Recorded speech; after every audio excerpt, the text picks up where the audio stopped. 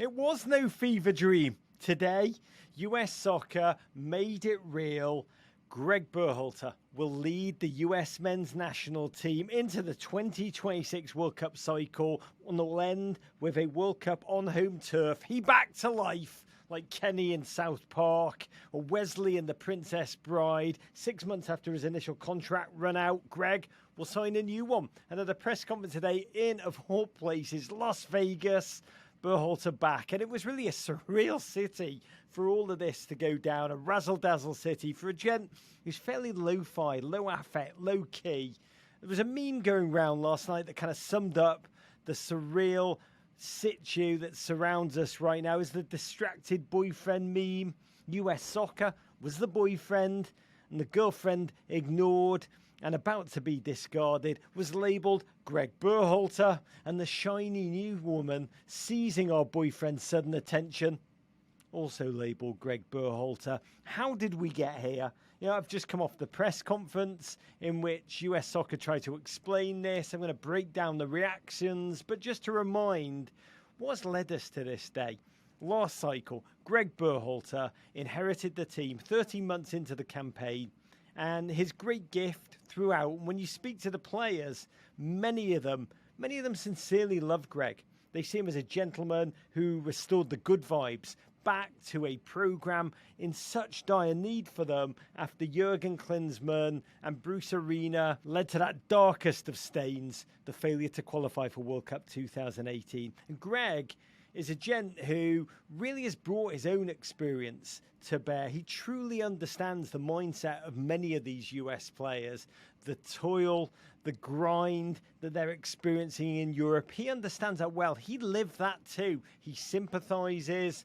And many of the players, as you've seen with Pulisic and Tim Weah advocating for him openly these past weeks, they legitimately feel incredibly close to this man. And whether that's a good thing, to be loved or feared as a manager, well, let's just not get too Chaz Palminteri on you. But from a footballing perspective, the results ultimately, let's recap those.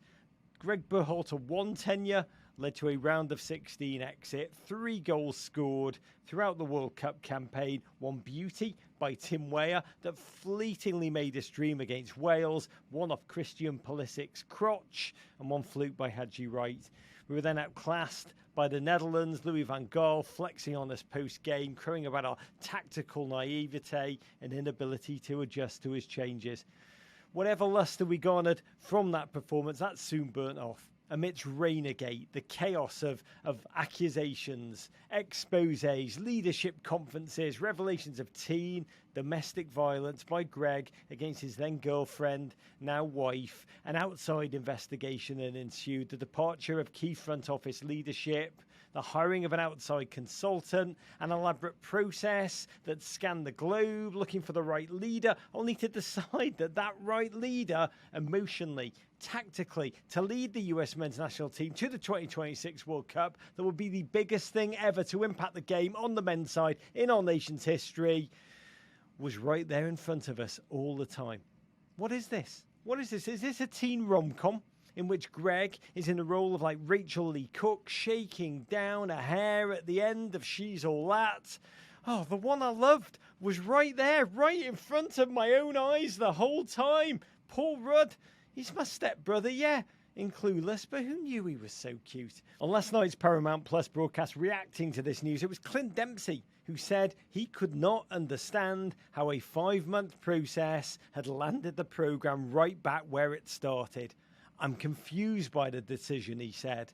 And today was really US Soccer's big attempt to explain it, to elaborate on what new sporting director Matt Crocker described as a worldwide search process that, quote, used a mix of data and interviews to evaluate a multitude of domestic and international candidates, utilizing advanced data analytics, sophisticated metrics, cutting-edge hiring methods to profile and rank each candidate, as well as a battery of practical and psychological testing. Whatever all of that is, after all of that is, Gregg Berhalter was deemed the best available candidate. And today's press conference, if you watched, do you feel that you got more of a sense of what's gone on or why this happened? You know, Matt is a very smart man, Matt Crocker, there is no doubt. According to Cindy Cohn, the president, he oversaw a process she said was exhausting and exhaustive. She assured us the process was, quote, really comprehensive and evidence-based. He described it as a really ambitious process with, quote, zero restrictions. Didn't want to talk about the other candidates, but he assured the journalists in attendance that Gregg stood out because of his passion, his knowledge, his leadership, and his growth mindset. That's what swung it, as well as Gregg's focus on legacy for the good of the game and growing the game in the United States. And as I said, Crocker is clearly a smart gent, and the language he uses is honestly, it's perfect for these kind of conferences. He talks about vision-led competencies or the stretch of processes and data sets, rigorous abstract tests that are very modern football. But when you listen as a layman, they don't really let you in. They don't add to your insight. You know, it's like trying to grasp a greasy bar of soap. One motif used in both the press release and the press conference that really stood out, same phrase from Matt Crocker: this isn't just business as usual. Evolution, that was the key word he tried to set up, and partnership. This is now clearly the Crocker and Gregg Berhalter show. Crocker's way of saying what was is not what will be. And Gregg, honestly, it was funny to see him again. He honestly looked slightly astonished at the beginning to be back himself on that stage. And judging by the public chat on the right-hand side of the press conference broadcast, which filled up with fan after fan posting, let's just say, less than complimentary phrases and remarkably creative emojis, the whole thing was surreal. Gregg was given the chance to speak, asked to describe the extensive interview process. At one point, he looked around for a second like a confused man who didn't want to say too much because he knew saying too much was clearly not going to lead to anywhere good. So he wisely did the logical thing and settled on saying it was extensive. Gregg did have a sincerely lovely line. Did he realize he'd been coaching kids essentially last cycle, and he's genuinely excited and seems genuinely excited by the growth in these kids now, happy to be back, thrilled to be back. Look, honestly, if I were advising Gregg, I would have advised him to say more up front in that opening presentation, to show more growth himself, to give a sense of what he's reflected on upon the turbulence that, to be clear, he did not create in the wake of the World Cup, but he was sucked into and very much part of ultimately. Indeed, wouldn't have been a bad idea for Gregg, a month ago, 2 months ago, if he was serious then about retaking this job, to do a long sit-down interview where he'd addressed all of this, put it behind him, so that on a day like today, when he took the job, he could look at forward motion, he could refer people to that. I did that interview. Remember, I addressed that then. Now I want to move forward and build. But in his opening presentation, by not addressing any of the complications head on, the challenges, or his own surprise at his return, he left himself open. First question then, raise that issue immediately. I think it was Stephen Goff from the Washington Post who came in and said, how will you heal things with Gio Reyna? And credit Gregg, he admitted there was work to do. Said that Gio is an important player, and he is a bloody important player. Said that he'll be a game changer, and he must now rebuild the relationship. But mostly, in these press conferences are not where news comes out. There will be news coming out. There will be, more off-the-record conversations between journalists like Paul Tenorio, Jonathan Tannenwald, and driblets will come out from candidates who were interviewed and not chosen. There will be a lot more insight. In these press conferences, mostly there's a lot of dead batting questions, occasionally laughing them off. When did this contract go down? We didn't really get an answer. More an affirmation of how excited everyone was, that the will to win is there. You get the drift. Not a lot else we learned other than reassuring news from Matt Crocker. In every test he gave Gregg over the multiple days of testing, every test, Gregg scored quite phenomenally. A late question about whether the accusations of domestic violence were considered in the hiring, a really important question for our American football culture, still reeling in large part from the aftershocks of the Yates report. President Cindy Cohn stepped up, took the question. Obviously, we take accusations of domestic violence very seriously. And as all of you in this room know, there was an independent investigation into the matter, and we trust those findings, and Gregg has our full support. The last question, also fascinating, about reports of the fact that the board was split when it came to voting on Gregg's return. US Soccer CEO JT Patson took that one and put that down to spirited, vibrant discussion being a good thing. So big picture, what did we learn? Not a lot that's going to change either faction's opinions on this. If you love Gregg, then the message that Gregg smashed and outshone every other global coach US Soccer encountered over the past 5 months was no doubt heartening. And if you don't love Gregg, undoubtedly less so. But the one thing that still feels unanswered is, if Gregg was such a sizzling candidate in all of these tests, why did it take so long to return to Gregg and rehire him? Or even from Gregg's perspective, was there a moment when he thought, sod this, I'm going to use these skills, and if I'm not wanted, I'm going to take them to another setting that really wants me, that really appreciates me, where I can challenge myself and sort. What was not said? Well, lots. Here's the reality. 3 things. I'll be honest, there's a lot we still don't know about why we didn't take that fresh chance, and from Gregg's perspective, why he didn't set off on a baggage-free fresh chance himself. Indeed, if you speak to agents, many will tell you straight that Gregg had hoped to coach in England, really wanted the Premier League, found, honestly, the reality there, it's not kind to American coaches right now, began to try for the Championship and was attempting to get a foot in the door there as recently as 2 weeks ago. Something changed. We don't know what. A door was open to Gregg's return. We know the players. Many of them loved Gregg. Was there someone else they didn't love that came before this? That we don't know. But something has occurred that means Gregg will be called back from his job search in England and would rise again and ride with the United States finest once more. Second, from a footballing reality, is Gregg the right gent to maximise this group irrespective of the investigation? On a footballing level alone, look, there is a body of support. Alexi Lalas tweeted last night this: Berhalter is statistically one of the best coaches in US history. He won Gold Cup, Nations League, dominated Mexico, qualified for World Cup, undefeated in the World Cup group, recruited multiple dual nationals, obviously earned respect of a core group of US players. Alexi finished by saying, that's not average. But the reality of this, we've got to admit, CONCACAF is a chaotic barometer of progress. It's almost impossible to trust or draw scientific conclusions from the results in our region. We laugh often, but it's true. The last line in Chinatown, it's Chinatown, Jake.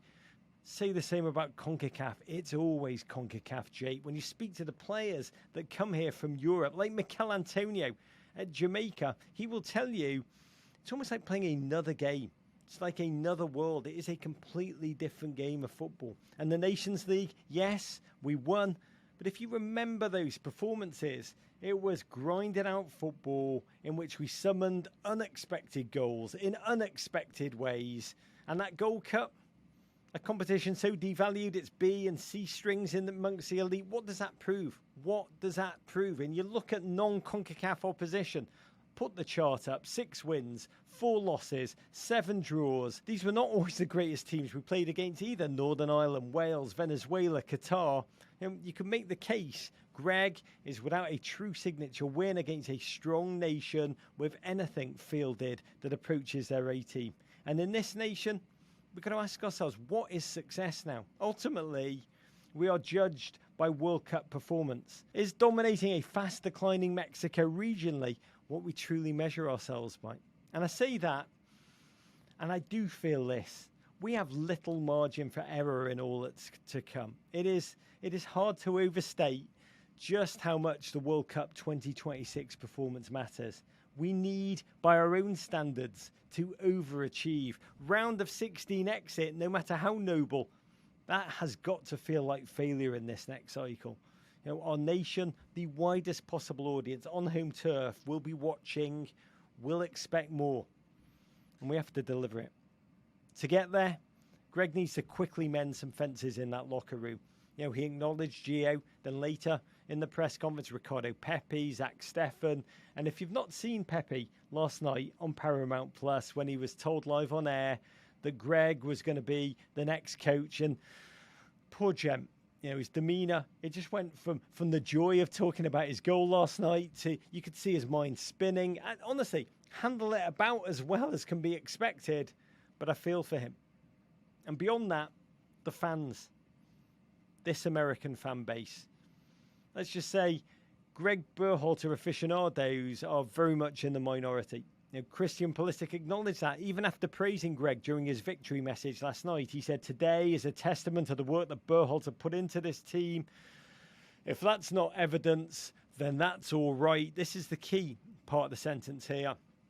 People are going to hate no matter what. And that's where we are. But it's also fascinating because the most complex task possibly ahead for Gregg, because, with the right plan, he can regain that locker room.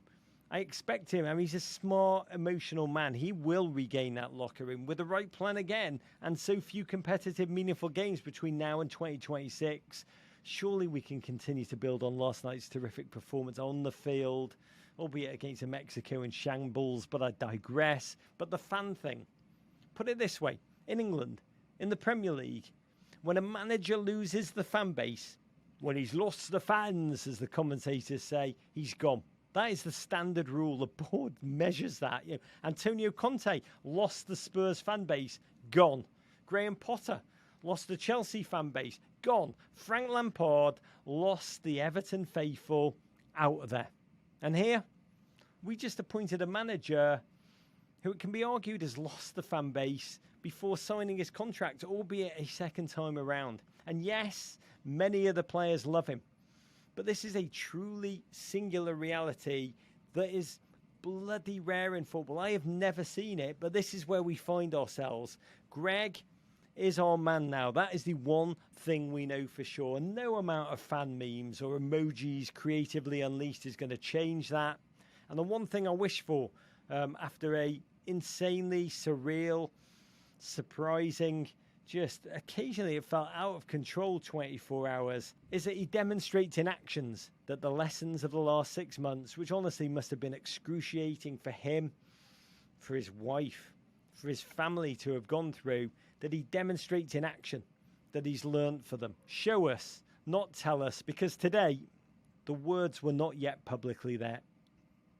And we do need change of some kind if this is going to end up in the way, and it can end up in the way that we all so desperately dream of and yearn for.